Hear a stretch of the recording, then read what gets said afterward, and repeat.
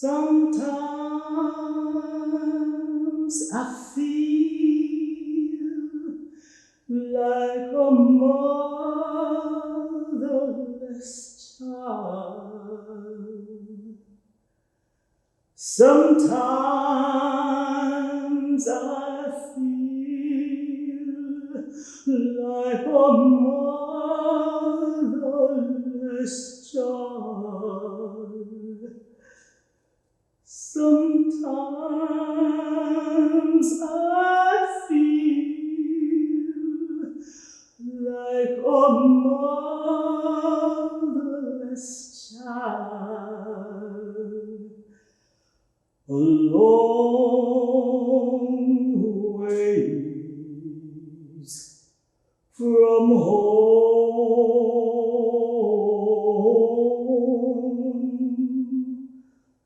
a long ways from home.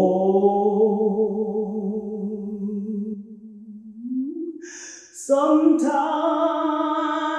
I feel like I've got no home,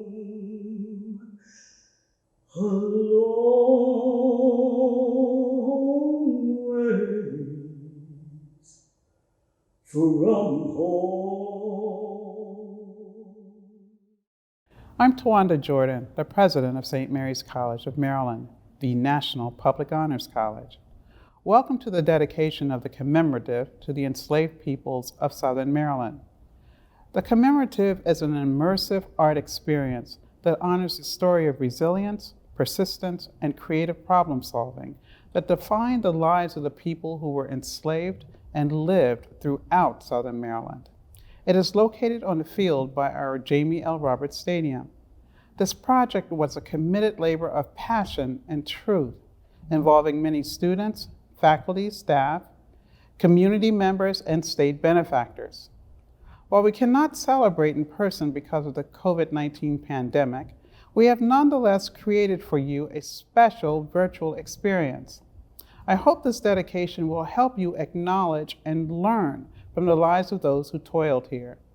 Whatever hardships many of us face today because of race, they pale in comparison to the hardships our ancestors endured and overcame. This commemorative truly gives voice to those who were silenced, carrying us from absence to presence. Reflect and be inspired. I'm Governor Larry Hogan, and I am honored to join you today for the virtual dedication of the Commemorative to the enslaved peoples of Southern Maryland. Our state was proud to support this powerful project, which provides a new and meaningful way for Marylanders to learn about the complex legacy of slavery in our state. I want to commend St. Mary's College of Maryland, President Jordan, and everyone who worked so hard to make this a reality, so that together we can honor the triumph of the human spirit over the cruelty of slavery. Thank you. President Jordan, St. Mary's College of Maryland staff and students, congratulations on completing the commemorative that celebrates the lives of those who would otherwise be forgotten. Recognizing the contributions of enslaved people tells an honest story about our state's difficult past and honors the Black Americans who had to forfeit their freedom to build this country. I'm very proud to support such an important part of our state's history. Thank you for your work to complete this project. Hello there, I'm Delegate Brian Crosby. As a representative of Southern St. Mary's County, I'm extremely proud of the work that has been done to honor and recognize the legacy of slavery in our region. Since our earliest settlement in 1634, enslaved individuals, indentured servants, and their descendants have made endless contributions to the economic, social, and political landscape of Southern Maryland. This commemorative, which includes contemporary documentation of slavery on the Macaw Broom Plantation, will allow visitors to critically engage with the lived experience of enslaved households right here in St. Mary's. I want to thank everyone who worked so hard to make this project a reality, and I want to especially thank you for taking a sincere interest in learning our complete history. The word truth is just been on my mind recently. I think until America comes to grips with the truth and the evil that were inflicted on African Americans for 400 years, I don't think these conflicts or America will get past this stage in our history. Going to be eye-opening for the public when they come to see it. And everybody that comes to that new stadium over there, you're not going to go home without walking over there, because it's going to catch your eye. It's going to be something the college can be proud of, and St. Mary's County and Southern Maryland too. Hello, I'm Senator Ben Cardin, and I'm proud to join St. Mary's College of Maryland for the virtual dedication of the Commemorative to the Enslaved People of Southern Maryland. The pieces of history unearthed at the college's original stadium site represent the history of this region, our state, and our entire nation. Rather than build over this site, you have chosen to create an exhibit that acknowledges this history and makes a bold declaration that the lives of the enslaved Black Americans who toiled on these lands mattered, and so too do their descendants, who will be able to figuratively and literally see themselves and their legacy reflected in this moving display.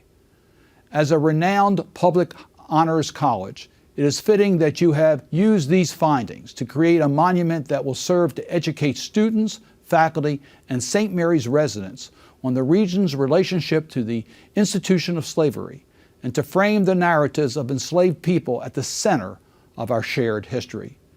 It is my hope that this commemorative will encourage all who visit this campus to learn, reflect, and connect with this important part of our national story, and better understand how the consequences of slavery lives on our current reality.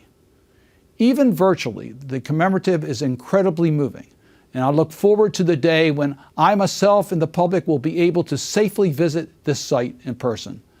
I thank President Tawanda Jordan, the campus community, as well as the local historic organizations that came together to bring this important project to life.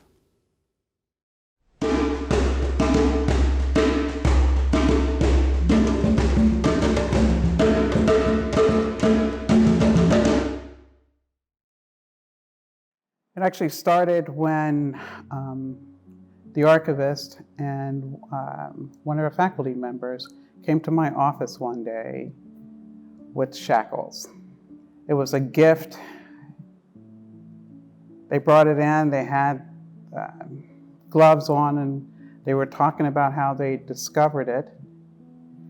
I did not want to touch it. It was not good for my spirit to see that. In the here and now, you don't think about the history of the place, even though you understand that this place was a site of slavery. And it gave me pause. It put us on this path to want to understand our history and to lend voices to people who were here before. A lot of institutions would like to deny or distance themselves from this type of history. The college embraced that history, and I'm very proud of the way the college approached the subject matter. It's a difficult, painful subject.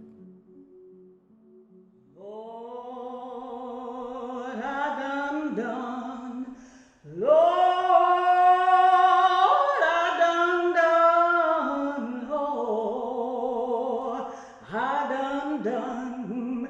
I done what you told me to do. Whoa.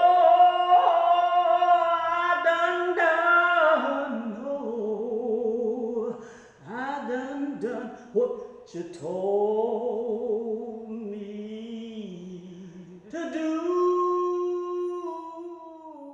All of the land except for the church where the college exists was part of a large slave plantation owned by Dr. John McElbroom. We knew we probably had the houses of enslaved people on the plantation. So we started in, I believe it was June or July, the summer of 2016. I had some students out there. We didn't know what we were going to find. We were in the field probably about a year and a half. We started finding things, and it became apparent that what we were finding were domestic artifacts, that there were houses out here. We knew where the owner of the property lived, and it wasn't here. Picking up ceramics and tobacco pipes and nails and fragments of brick, we knew we had something. This wasn't just any site. This was quarters of enslaved people who had labored in these same spaces as our students go to school in. One of the big challenges for uncovering the college's connection to slavery is there are not as many records as you want there to be. One way to find information about people who are enslaved is when the enslaved persons would rebel. One set of records are runaway slave advertisements.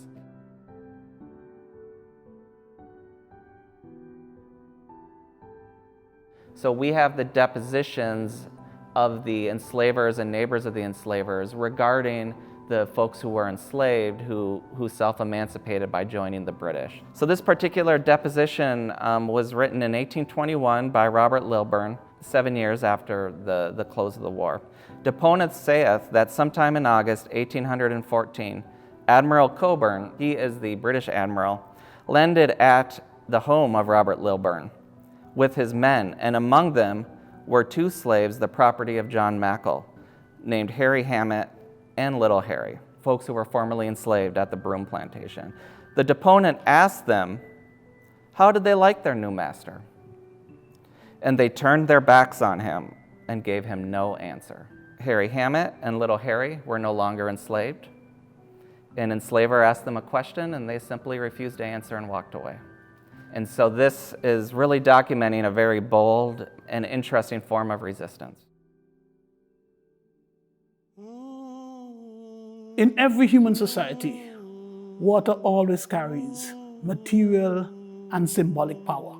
And if you were looking at the enslaved, where the land was so much associated with the control of your labor by the slave masters and so on, when you get to the water, water becomes a place where you can construct a livelihood. So in that sense, the livelihood of slaves provides a kind of a philosophical confrontation between freedom and slavery if you engage with the water. We knew from the documents that in 1814, the British had sailed into the Chesapeake Bay and invited enslaved people to join them. Water provides the means through which new people arrive. It's the means through which people leave, both the enslaved and the free. We think it may very well be that the people who lived here self-emancipated and joined the British. And of course, descendants of those individuals are known today in the Caribbean and in Nova Scotia. Water allowed the enslaved to contemplate the possibilities of freedom. How do you tell these stories in a way that hasn't been done before, and to connect it with not just this moment in time, but in today's world and thinking about the future? People were here.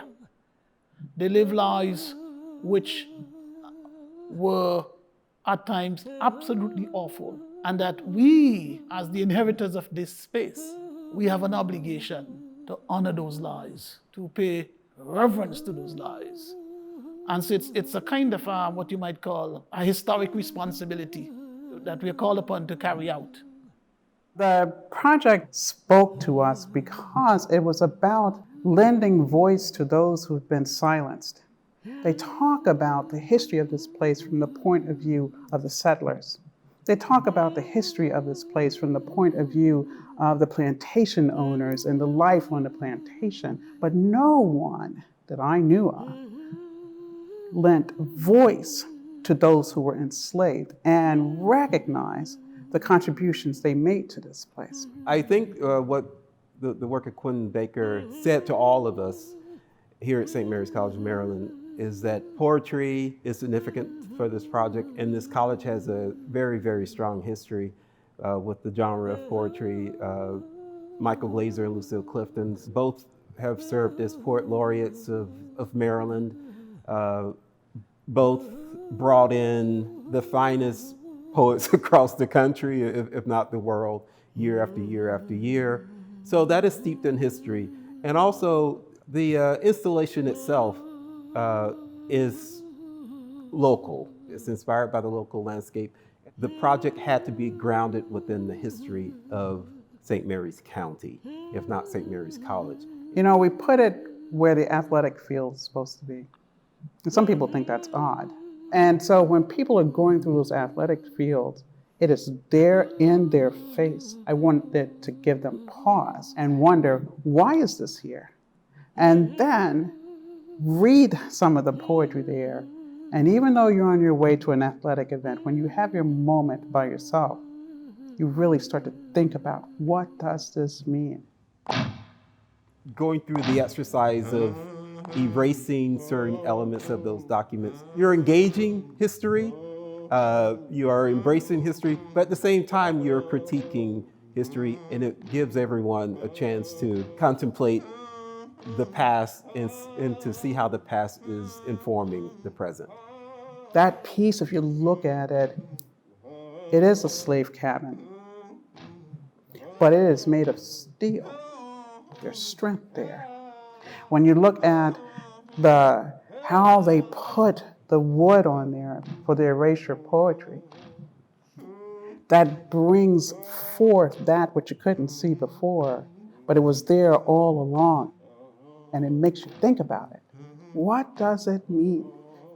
How did those people live? How did they survive? And what can I do to make this place a better place so that we don't go back to times like that ever again?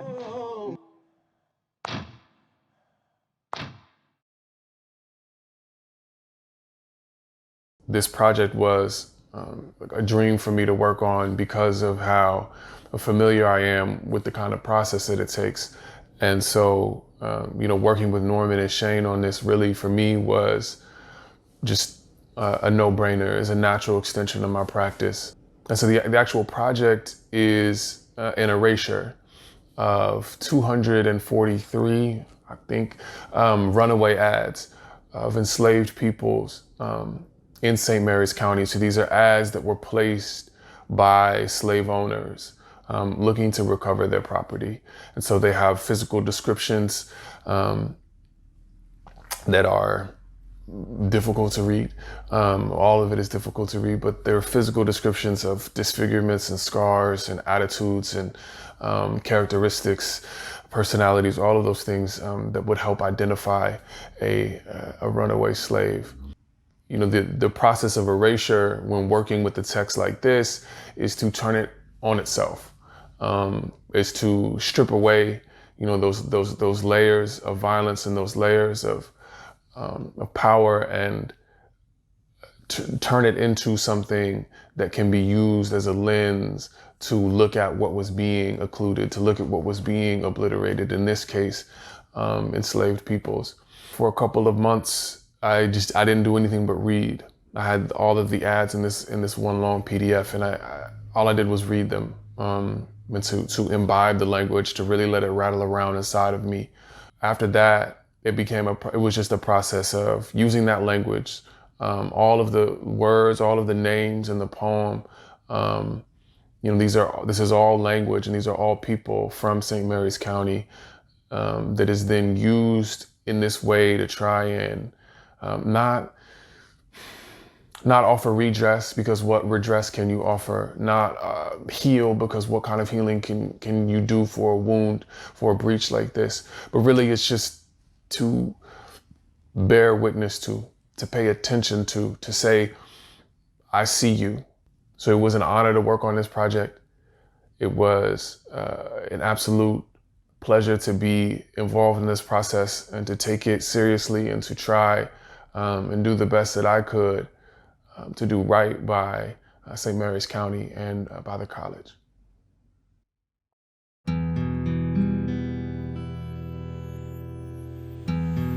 A complex dark, confined, carried by law through the unreason of time. A copper-colored apprehension. Who said run first? Who crawled midnight home? That thick scar, that reward paid to the low, the black, the unbelonging. Now, notice is hereby given to the slow discharge of reason, to the defect of purchase and confinement. Your hold is frail and spare of flesh. We are the inner bone of a secret, broken for safe delivery, reunited under cover in a dark country. Now, notice is hereby given to the well-worn anvil, to the cotton weighing down the tongue. There will be no return. No dollars given for the lost. Still the sigh. Bury the fields under a homespun shawl. Let no eyes rest upon them. It is the ordinary, the cut, the collected, the stiff, the scarred, the laughing, the somber, the polite, the slender. We run toward a self-made shore. We lurk with stars belonging to a bright black crown. Our presence turns a kind of perfect pain to profit. Our absence deforms, swells to an intolerable release. To run is to change the shape of the dark, from affliction to seam, to pass into the crease where scar joins flesh. To stay is to smith touch into a secret, to make quick looks and low talk into a shore. We build our speech into a restless knife, cut a new belonging from this thin copper visage. To remember the small eyes, the mark upon a cheek, the round shoulders, the bright open mouth, the limp and swollen leg, the scar along the instep, the impediment in their speech, the touch of their good hand. To remember is to run, to turn the night into a harbor that holds us still, branded like a gelding, bodies made to bend from one escape to the next. Heavy calves used to work, now put to carpentry.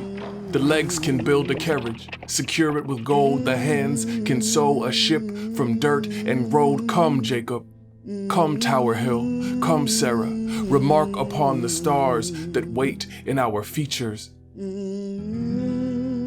Not hewn from the whip, not made by the lash. Come, Baptist, come, Lydia, come, Mulcrock, come, Jeffrey. Slave falls intolerable against you, you living temples, you gilded wards. Come, Stephen Johnson, come, Will Norris, come, Barr, come, Nat. This day and every day belongs to your longing, to your shortened years, your worn joints, your smooth black laugh toward peril.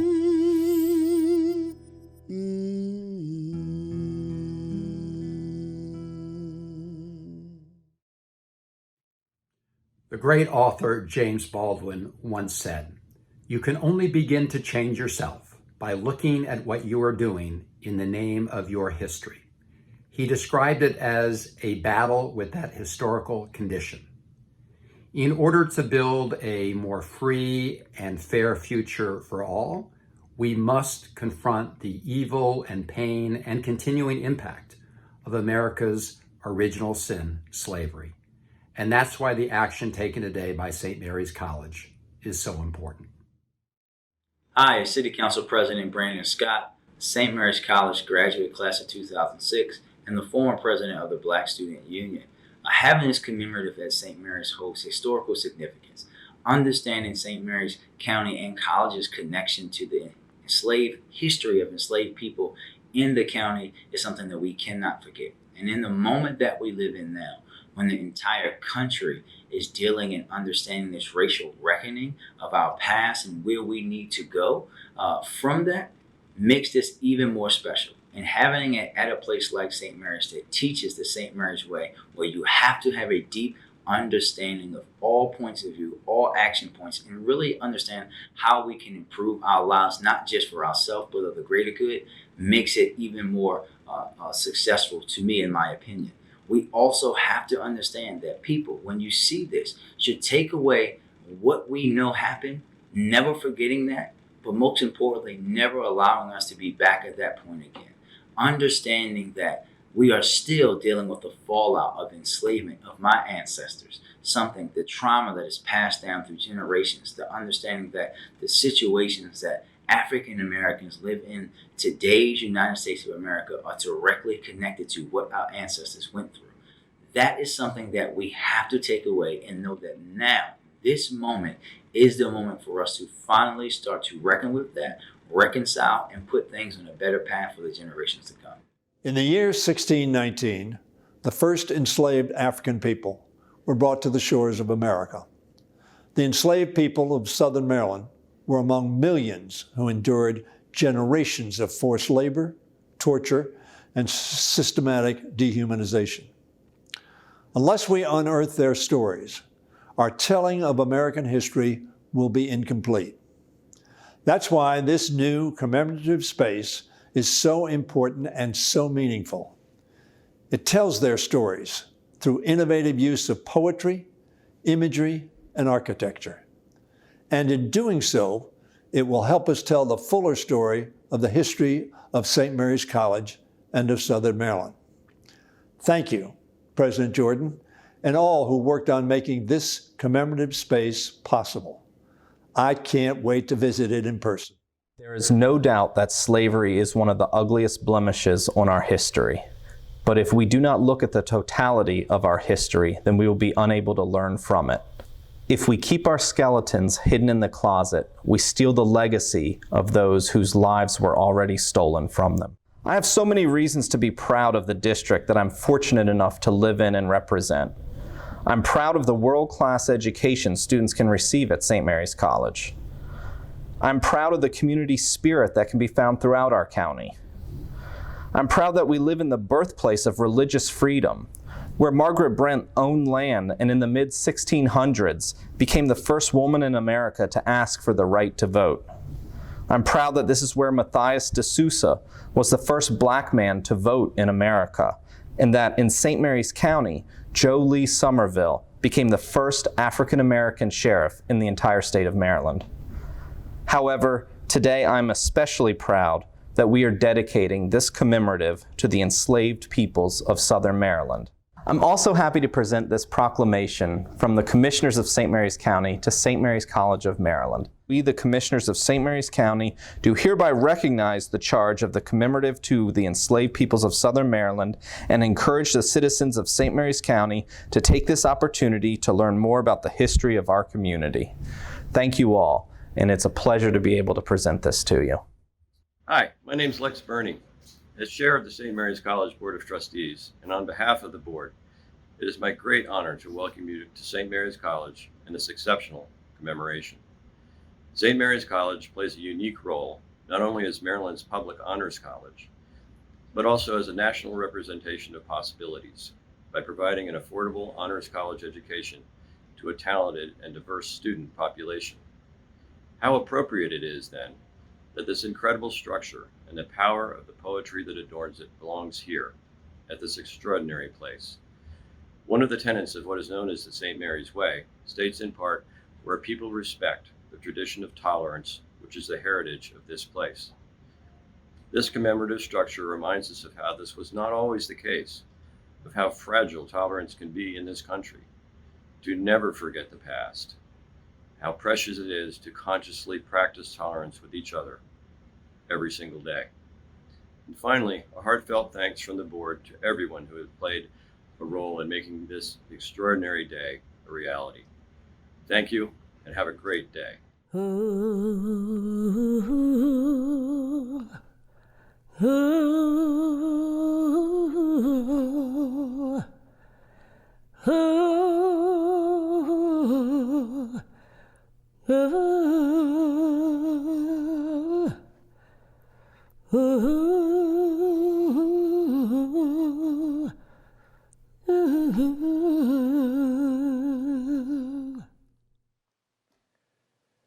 Hello, I'm Nick Abrams, member of the St. Mary's College of Maryland Board of Trustees, a proud alum of this historic institution, and a descendant of enslaved people of Southern Maryland. This dedication is a culmination of more than 5 years of work. From the first shovel breaking earth and uncovering artifacts that connect us to a painful history, to the moment the last piece of our commemorative was assembled. Dozens of people have worked to make this moment possible, and for that, we thank them. With the dedication of our commemorative to the enslaved people of Southern Maryland, we each become a witness to voices silenced by time and racism, a witness to the resilience of the human spirit, and a witness to a reckoning of our painful past. Adorned with poetry taken directly from the very documents of enslavers, this commemorative is an act of architectural resistance. It snatches power away from oppressors, using their own words as a testimony against them. With this, the enslaved people of Southern Maryland have the final say. I want us to remember, however, that we build our dreams for an equitable society, not with slabs of concrete, sheets of steel, or knotted planks of wood. We build them with the conversations our commemorative sparks, the reverence it demands, and the hope it inspires. On behalf of St. Mary's College of Maryland, St. Mary's County, Maryland, and the people of Maryland, we now dedicate this commemorative. May it stand for generations, and may the voices of those it honors be carried by the winds of time. Today and always, we remember, we honor, and we tell their story. Oh, freedom. Oh, freedom. Singing, oh, freedom over me. And before I'd be a slave, I'd be buried in my grave and go home to my Lord and be free. It's the same old sunshine, old sunshine. Well, it's the same old sunshine, old sunshine. Well, it's the same old sunshine, old sunshine over me. And before I'd be a slave, I'd be buried in my grave and go home to my Lord and be free. It's the same old sunshine, old sunshine. Well, it's the same old sunshine, old sunshine. Well, it's the same old sunshine, old sunshine. We gather today to dedicate a commemorative that is a testament to freedom and equality, a unique monument that stands for a constructive and ongoing conversation about racism in America and the responsibility each of us has as a citizen to be true to the ideals that should define who we are as a country and as a people. My name is Sven Holmes. For 3 years, I had the honor of serving as chair of the Board of Trustees for St. Mary's College of Maryland. During that time, we determined to build this commemorative in part as a declaration that the St. Mary's community lives every day in the aspiration of equal justice for all. To properly and respectfully speak to that aspiration, we must begin with the vile institution of slavery. We are informed by the powerful words of Frederick Douglass, a former slave from Calvert County who escaped from Maryland to the north in 1838. In 1842, Douglass declared to an audience in Boston, "It is a slave by the laws of the South who now addresses you. My back is scarred by the lash, that I could show you. I would, if I could, make visible the wounds this system has made on my soul.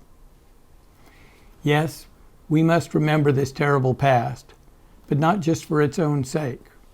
In the words of historian John Hope Franklin, good history is a good foundation for a better present and future.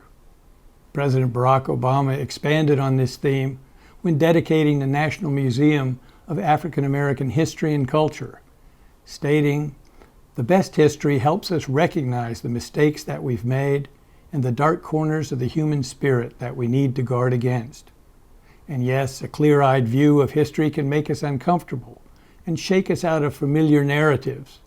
But it is precisely because of that discomfort that we learn and grow and harness our collective power to make this nation more perfect."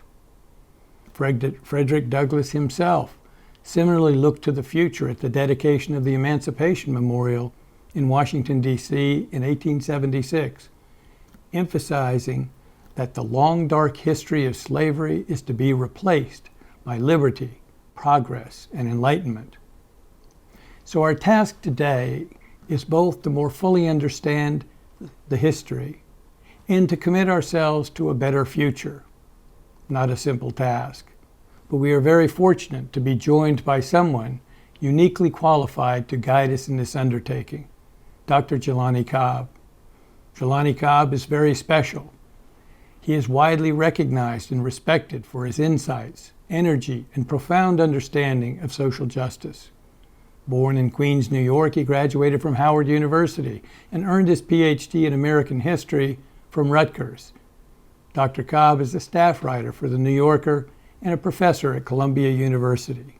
He has been nominated for the Pulitzer Prize for his powerful analyses of racism, diversity, and equality. He's been a leader in the national conversation about social justice. There is simply no one more able to address the history and the aspiration that this commemorative represents.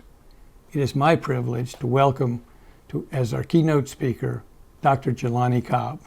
Thank you, and I'm happy to be here with you today virtually. When I realized that I couldn't be there in person, I wanted to figure out the location that might be most appropriate for a conversation about the institution of slavery and how we remember it.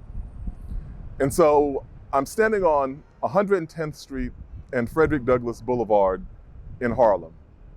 As you can see, there's a statue of the great abolitionist and Marylander, Frederick Douglass, just over my shoulder.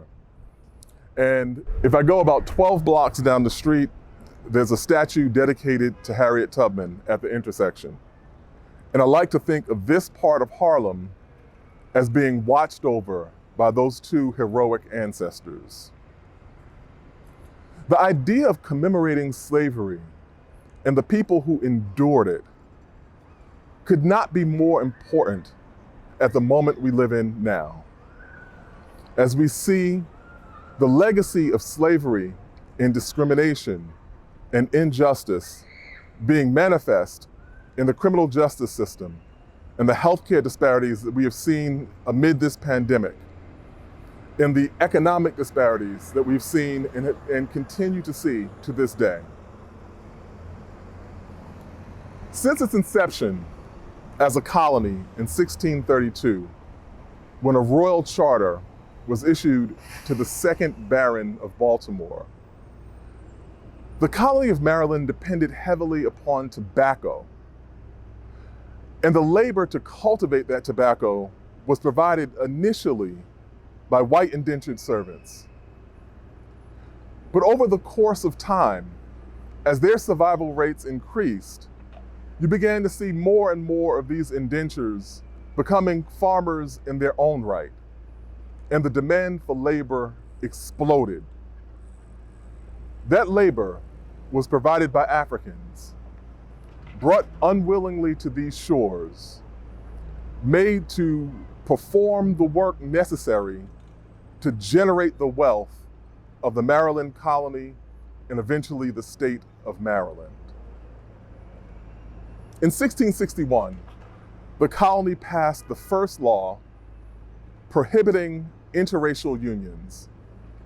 or banning is what they would call miscegenation. 3 years later, they passed a law recognizing the permanent status of servitude in slavery. And Maryland's history as a slave colony and eventually a slave state begins from there. The numbers of Africans who were imported were huge. By 1750, more than 40% of the population of the Maryland colony was Black. And half of all white families in the colony owned at least one enslaved Black person. We know that the conditions that these people met were harsh. In the first year after their arrival, more than 25% on average of the Africans who had been brought to these shores, to the colony of Maryland, died. Who were these people? And what were their experiences? We know that the overwhelming majority of these people were brought from West Africa, specifically the Bight of Biafra. And we know that they overwhelmingly worked on small farms because agriculture in Maryland was dominated by small farms, not the larger farms and plantations that you saw elsewhere in the South. There were some exceptions. Anne Arundel County, Prince George's County had generally had larger land holdings and some plantations than you found in most other places in the state. We know that these people went to great lengths to try to preserve some sense of their humanity and their freedom. As early as 1729, there were maroon communities, or communities of fugitives who had escaped slavery, discovered on the Maryland frontier. In 1739, a massive planned slave revolt was uncovered, with as many as 200 enslaved Black people plotting an uprising to secure their freedom. We also know that fugitivism, or running away, was an incredibly common feature of the institution of slavery in Maryland, as attested to by Frederick Douglass and Harriet Tubman. But many, many other individuals ran. What is less known is that most people who ran away were not attempting to get to the North. The number one reason why people ran away was to attempt to find relatives who'd been sold away, or to visit relatives who were enslaved on farms that were some distance away. If we think back to Frederick Douglass's narrative, he talks about those small memories he retained of his mother. And this was in the middle of the night as a child, when she would come and spend just a few hours next to him, having walked many hours from where she was enslaved to the property where he was enslaved. And she would spend just a small amount of time with him before walking many hours back in order to be at the farm before sunrise. This also tells us the extent to which people valued family and attempted to construct bonds that would help them endure the ordeal of enslavement.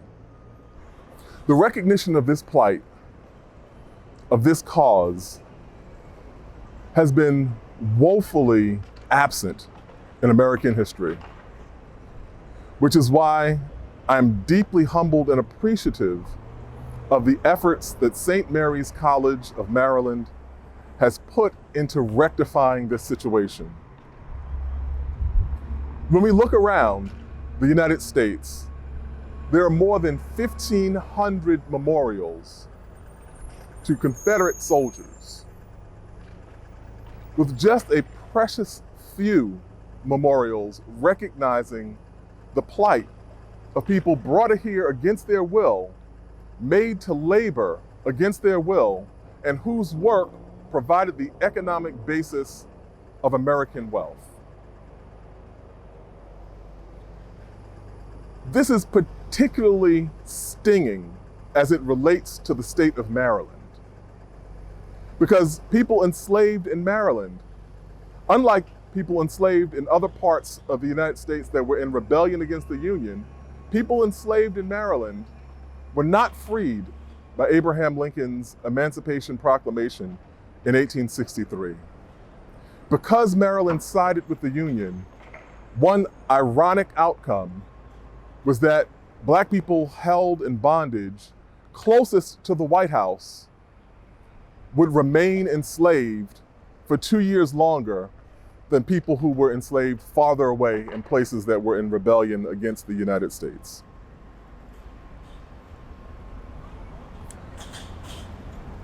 This history is crucial. It's sacred.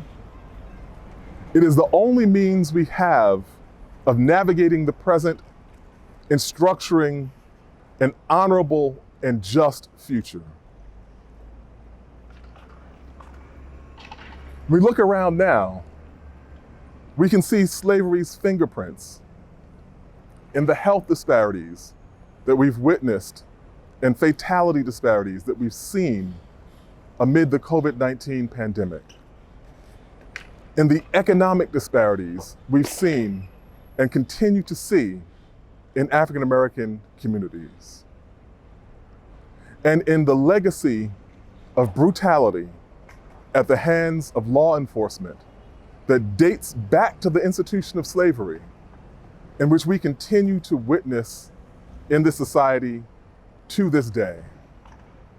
To the extent that we can ever aspire to be a just society, it begins with the recognition of these wrongs and the honoring of the people who endured them. And in this regard, what you are doing today is essential to our future. Let the memory of these people, their tenacity, their perseverance, their strength, be the North Star that guides us, that guides our children, and continues to guide the generations yet to come. Thank you.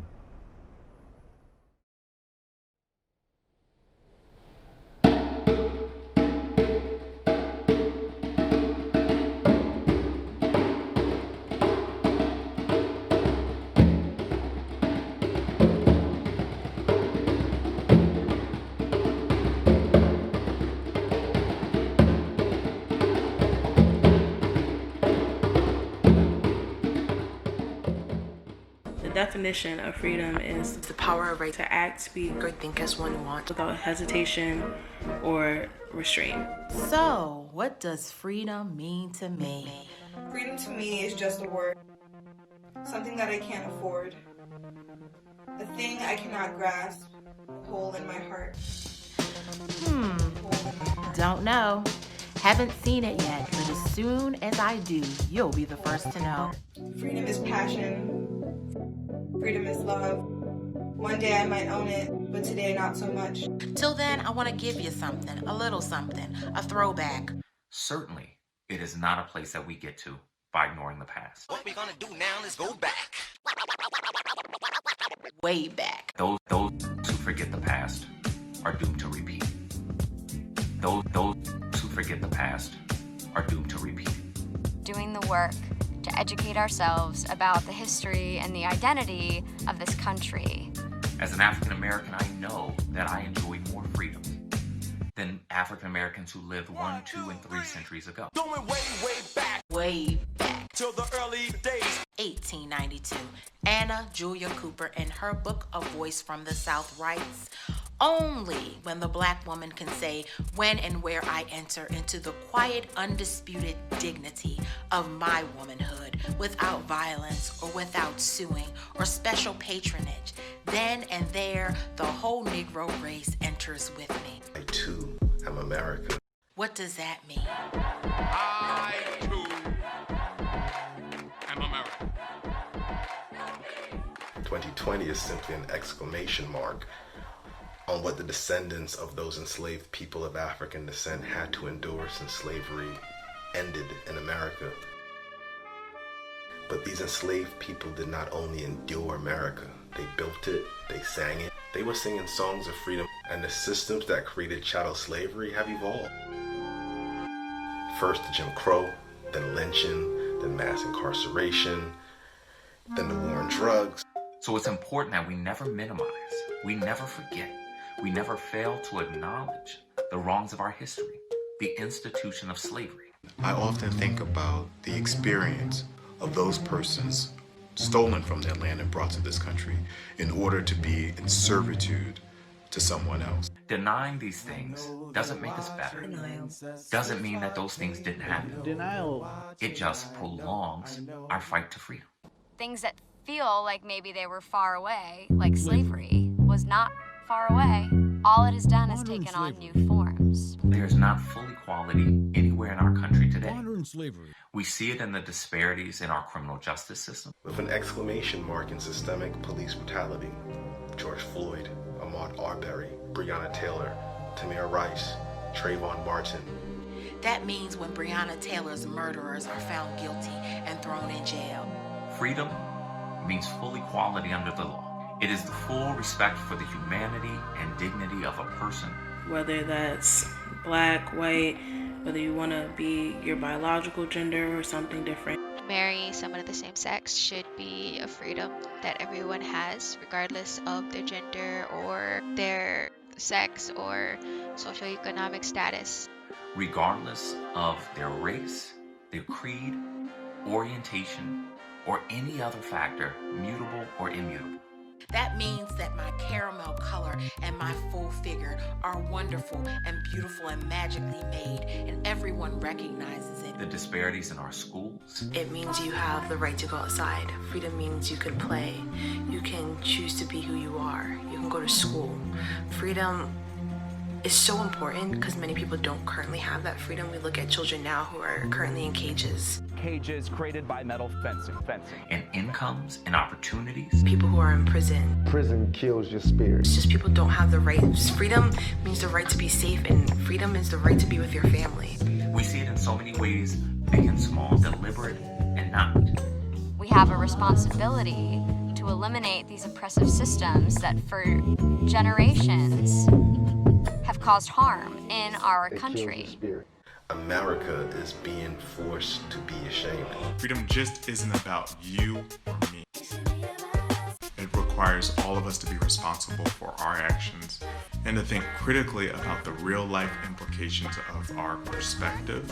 With the fact that we all, to this day, have a responsibility to create a better world. Freedom comes with a cost that some, but not all, have paid. Freedom is a privilege, and we have to recognize it as a privilege in order to fully be informed to what it is. And understanding that this idea that everyone here has liberty and justice for all and freedom, that's a false narrative and is not the reality of this country. Not everything that's in our Constitution is equal to all. It ensures that people like me can afford to enact actual change in this world for the better, for the future generations to come. Living in ways that open up possibilities for the next generation, even if we know we may never benefit from it ourselves. The possibilities are unlimited as long as we have freedom. So we all have to work toward freedom. We all have to make sure in our own ways, regardless of our field, background, race, religion, that we are committed to achieving full equality for all people. Without everyone experiencing it, no one does. Freedom looks like caring about each other. Into possibility of the greatest desire for ourselves and for one another. And the opportunity to pursue self-determination. We can be ourselves and explore whatever we want in this world. Empowering those around me. Freedom is human beings having agency with respect to their actions or choosing not to act. Gives people voice. My voice. The opposite of silence. Freedom of speech. Freedom is the opportunity to have complete ownership of your thoughts, your opinions, and your expressions. Freedom of religion allows me to practice Buddhism without infringing on anyone else's rights to their own religious identity or their own freedom to, they cannot listen to me, and freedom to believe whatever they want to believe in. Being aware of who you are, being independent in that, and making it the best that you can while you spend your time on Earth. True freedom is about not allowing our circumstances to deny us the capacity to dream. I dream of freedom. I see it in the stars, pretty to look at, but too far away to grab. To another galaxy. To me, freedom is special. And question the narrative of your existence. We have the mindset to make our dreams into reality. Is a state of mind where there are no boundaries, no restrictions, no restraints. Do whatever you can to be yourself. But also looking a little bit deeper and just thinking about what are some of those psychological, intellectual, social things that I have to deal with. To speak my mind without the judgments or prejudices or stereotypes that come with being a black female and not wanting to be the angry black female. It's love, love, love. There are infinite possibilities of the grace and goodness that I really genuinely believe that we're all on this earth for. When I am glorified and I am whole, that's what freedom means to me. Duty to honor ancestors' blood, sweat, tears, and dreams. It is tomorrow now. Not a perfect one, because I'm still a black male in America. And like James Baldwin noted, to be relatively conscious is to be in a state of rage almost all of the time. But no one dares tell me to eat in the kitchen. I wish they would. Bob Marley said, "My hand was made strong by the hand of the Almighty. We forward in this generation triumphantly. It is why these memorials are needed. There are redemption songs of sorts. So won't you help to sing these songs of freedom?" If I can help somebody as I pass along, if I can help somebody with a word or a song, if I can show somebody that he's traveling wrong, then my living shall not be in vain. My living shall not be in vain. No, my living shall not be in vain. If I can help somebody as I pass along, then my living shall not be in vain. If I can do my duty as a good soul ought, if I can bring back beauty to a world abroad, if I can help somebody as I pass along, then my living shall not be